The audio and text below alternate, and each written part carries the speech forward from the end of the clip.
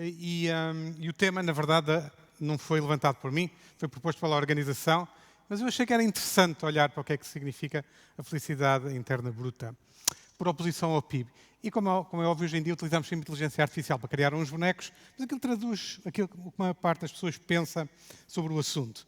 Temos o PIB que nos obriga a correr desalmadamente e depois temos o FIB que nos deveria dar alguma harmonia e felicidade. Mas como é que nós conseguimos transformar isto em algo que faça sentido na discussão hoje em dia?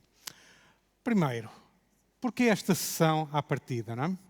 Eu tenho a impressão que a ideia da organização, e pelo menos foi como eu interpretei, é vamos desafiar a obsessão que temos com o crescimento económico como única medida do progresso das sociedades.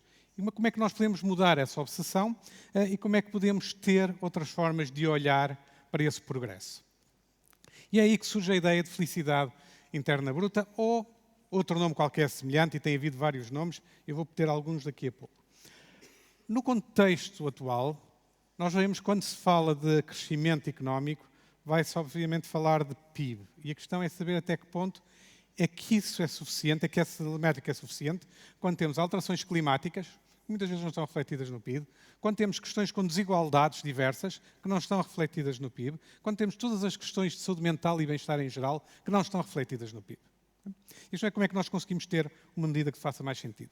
Aqui vou-vos propor não avançar para 2030 ou para o futuro da medicina, como foi feito nas palestras anteriores, mas andar para trás há alguns anos. Okay? E o para trás aqui significa ir a quando nasceu o PIB. Provavelmente ninguém faz ideia de quando é que nasceu a ideia de PIB, não é? Tem quase 100 anos. Daí nasceu com um economista chamado Simon Kuznets, que recebeu o Prémio Nobel da Economia, mas que basicamente ele queria ter uma forma de medir a dimensão da economia. Não se tinha nenhuma medida para isso. Okay? E as tentativas dele evoluíram para esta coisa que nós hoje em dia chamamos hoje o PIB, que é o valor de todos os bens e serviços produzidos numa economia. E, portanto, para o objetivo que ele tinha, isto fazia sentido. Agora, o que é interessante é que ele já em 1934 tinha aquela frase que está assinalada: o bem-estar de uma nação dificilmente pode ser avaliado a partir de uma medida como o PIB. E, portanto, desde há 100 anos que os economistas sabem que isto não é a melhor medida para avaliar o bem-estar de uma sociedade. E se isso não é, porque é que temos essa insistência hoje em dia no PIB, como tudo? E a razão pela qual eu fui buscar esta parte histórica é porque qualquer outra medida que nós vamos procurar ter para medir felicidade interna bruta ou qualquer coisa desse género, vai ter as mesmas barreiras que levaram a que o PIB fosse dominante. Porquê é que se tornou dominante? Porque é uma medida simples, é fácil de focar nela e politicamente é útil para ter um objetivo. O simples aqui significa que é fácil de medir QB. Temos os instrumentos todos para medir. E, portanto, nós temos que pensar em algo mais do que isso. Reparem que pensar o que é o valor dos serviços produzidos numa economia é um conceito mais simples do que simplesmente estar a pensar o que é a felicidade. Porque se pensarmos na felicidade, ela pode significar uma coisa diferente para cada um de nós. Enquanto que o valor do serviço que foi produzido é igual para cada um de nós. E, portanto, é fácil somar valores de serviços, não é fácil somar valores de felicidade. E essa é uma das principais razões pela qual o PIB acaba por dominar como métrica, como medida de ter isso. No entanto, já também a meio caminho deste período, portanto, 50 anos depois, 40 anos depois do Kuznets, houve uma série de informação, uma série de estatísticas que foram geradas que geraram esta afirmação de Easterlin.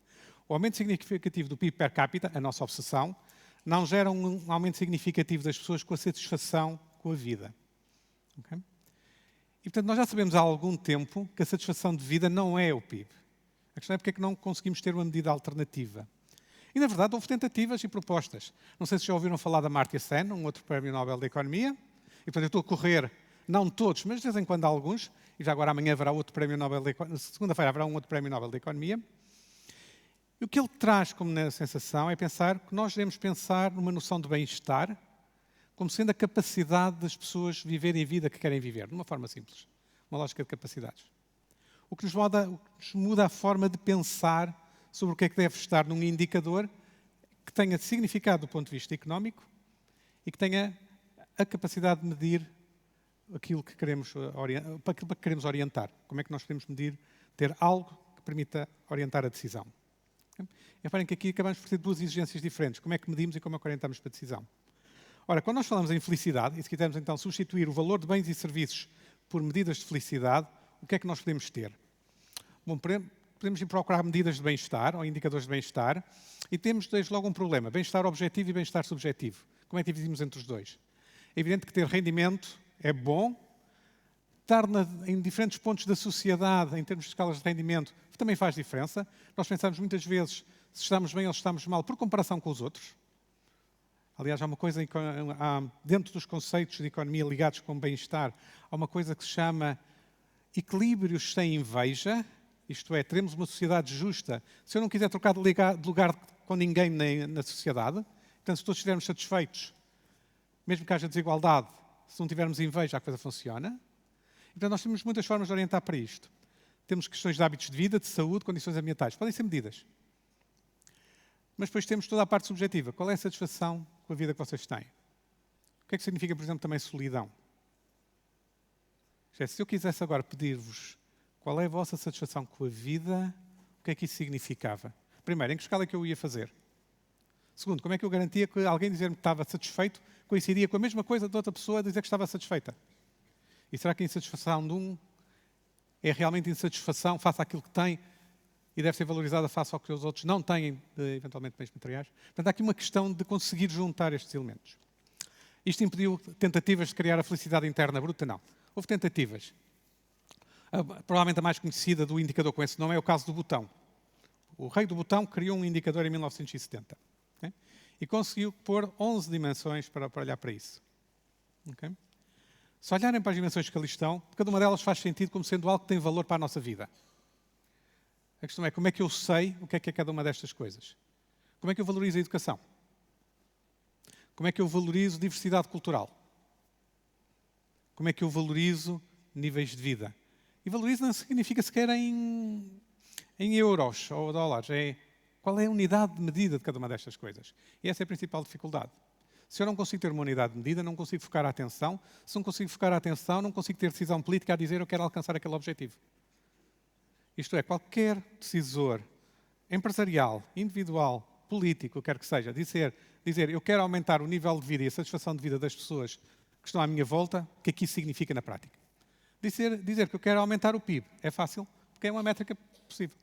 Portanto, o problema é como é que eu consigo ter uma métrica para isso. Será que o PIB consegue ser resgatado para esse papel? Será que o PIB tem alguma coisa a ver com a felicidade? Na verdade, nós sabemos que numa parte inicial o PIB faz diferença. Ou pelo menos o rendimento faz diferença. Pensem o que seria a vossa vida se não tivessem máquina de lavar roupa, máquina de lavar louça, não tivessem televisão, não tivessem telemóveis, não tivessem aspirador, não tivessem elevadores. Como é que seria a nossa vida, não é? E, portanto, nós temos um certo nível de vida que já alcançamos, que dará uma certa satisfação e dá um certo nível de partida. E quando falamos em satisfação de vida, não estamos a falar só destas partes bens materiais, mas a sua existência, obviamente, condiciona os outros elementos de felicidade. Portanto, aqui é como é que nós conseguimos ter esses elementos em conta, ou se os devemos ter em conta. Certo que, se nós podemos tentar dizer, ok, mais PIB pode ser bom, como é que nós geramos mais coisas além disso? Okay? E, portanto, ok, rendimento é ok, como é que eu posso ter mais do que isso? Ora, nós sabemos que existe uma relação forte entre rendimento e satisfação com a vida, mas que ela para a partir de determinado nível. O que significa que as sociedades, quando usam o PIB em fases iniciais do seu progresso, faz sentido, a partir de dada altura deixa de fazer sentido porque outros fatores se envolvem ou passam a ser importantes. E, por exemplo, hoje em dia, realmente aquelas coisas que mais se fala é o equilíbrio entre vida profissional e vida pessoal. Que todos queremos ter de alguma forma, certo? Mas isso é porque já temos a capacidade de satisfazer necessidades básicas, e voltamos aqui a teorias antigas sobre necessidades básicas e pirâmides de necessidades, e passamos a ter escolhas diferentes a partir daí. E, portanto, muitas vezes, nós temos que pensar em que ponto do desenvolvimento o país está para poder dar o salto para ter uma medida diferente. Mas existem medidas diferentes que possamos ter? Sim. E mesmo o PIB falha em imensas coisas que nós devíamos lá ter. Provavelmente aquela que já ouviram falar mais vezes, ou se não ouviram, deviam ter ouvido falar mais vezes, é a importância do trabalho doméstico e dos cuidados informais, se quisermos ligar à saúde. Trabalho que acaba por ser invisível em muita medida. Ora, porquê então, sabendo que nós sabemos que temos isto há muito tempo, porquê é que temos ainda esta questão de pensar em medidas alternativas? Já passar para... Como é que eu estou de tempo? 5, ok. Eu prometi que fazia isto em 15 minutos ou menos. E, portanto, vou fazer 20, não é? Já sabemos que é mais ou menos essa a regra dessas coisas. A proposta que eu tenho aqui fui recuperar algo que a OCDE tem falado, que é o Better Life Index que eles têm, que tem 11 dimensões e que procuram ter formas de quantificar. Não vou falar como é que se quantifica, eu depois vou dar a apresentação, vou-vos só dar os números do que é que eles têm para isto. Eles têm várias dimensões e têm aquelas dimensões que ali estão.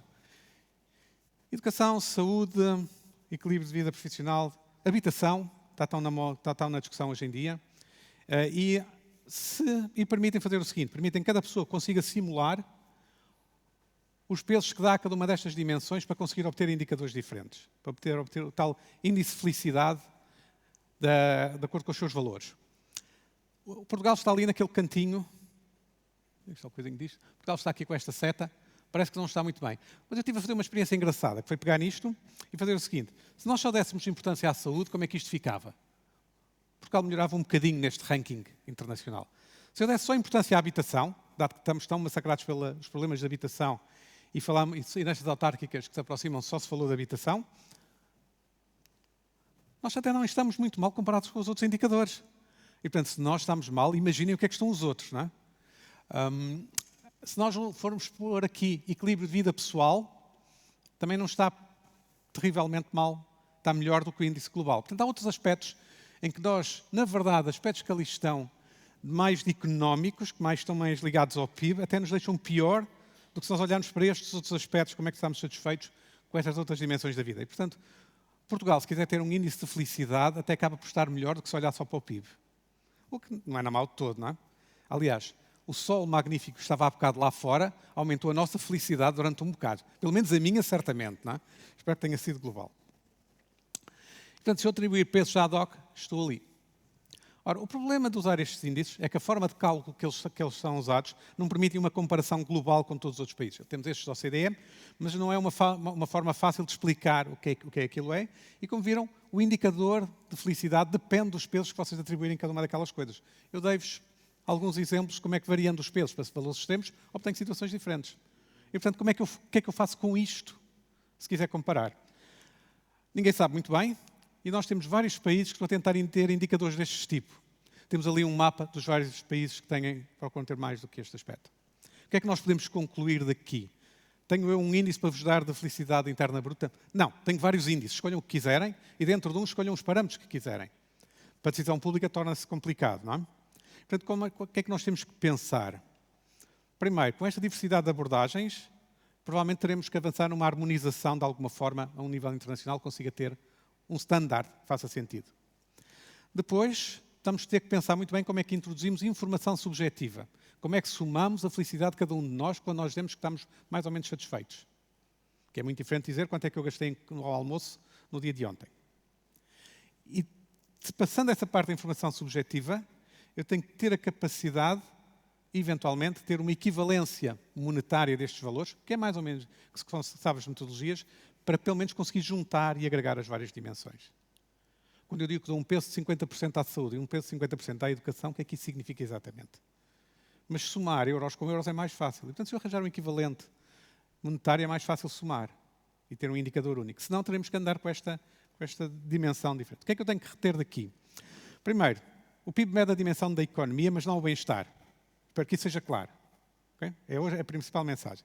Segundo, há um crescente interesse por medir mais do que o PIB, por medir essa felicidade, e temos muitas opções para o fazer. Como é que nós vamos fazer? Vamos ter que confrontar dimensões diferentes e dar de alguma forma pesos diferentes aos diferentes fatores. O que é que pode ajudar aí? Não é a vontade de cada um de nós. Não são os meus pesos que vão valer ou os vossos. Nós deveríamos ter aqui um sentimento social sobre o que é adequado. Isso leva-nos para a ética, que será para a sessão seguinte. Okay? Qual é o nosso desafio para nós pensarmos para a frente?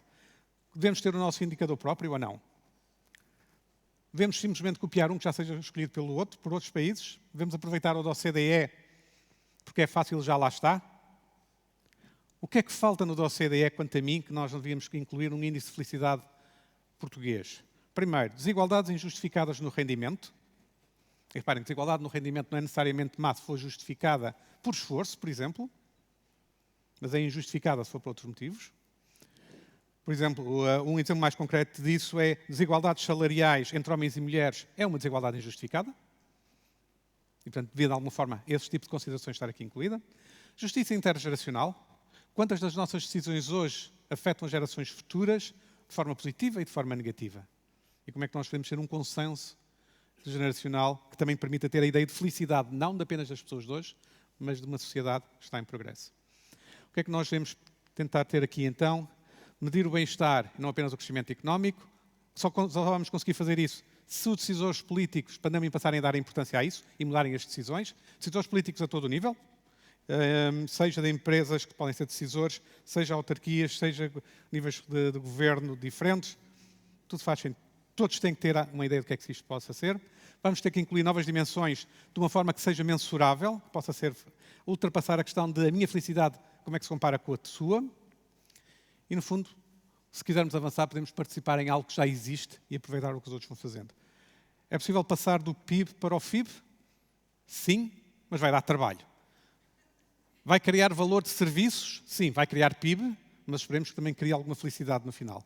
Muito obrigado.